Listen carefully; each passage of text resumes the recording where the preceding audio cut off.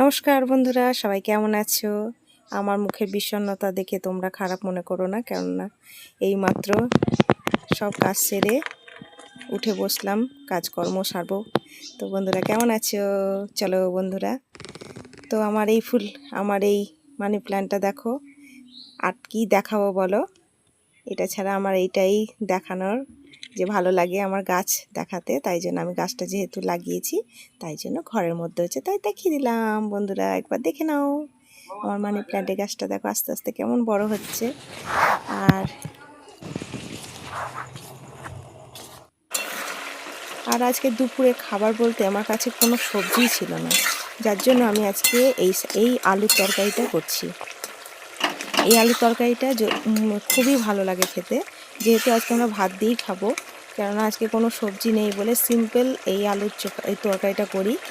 এরকমভাবে কেটে 5 ফোড়ন, শুকনো লঙ্কা একটু ভালো করে তেলের মধ্যে পুড়াতে হবে, এই যে কালো কালো হয়ে যাবে 5 ফোড়নটা। তারপর আলুটাকে দিয়ে খানিকটা হালকা মিডিয়ামে ভাজতে হবে। ভেজে যখন দেখবেন ভাজা ভাজা গন্ধ আসছে, তখন লবণ হলুদ দিয়ে তার মধ্যে একটু কষিয়ে নিয়ে রান্না করতে হবে। এই ঝোল করে রান্না করলে পরোটা, রুটি, ভাত সব দিয়ে খেতে ভালো লাগবে এই আলুর তরকারিটা। আর কাঁচা লঙ্কা তো মেন। দুপুরের খাবার নিয়ে বসে পড়েছি বন্ধুরা।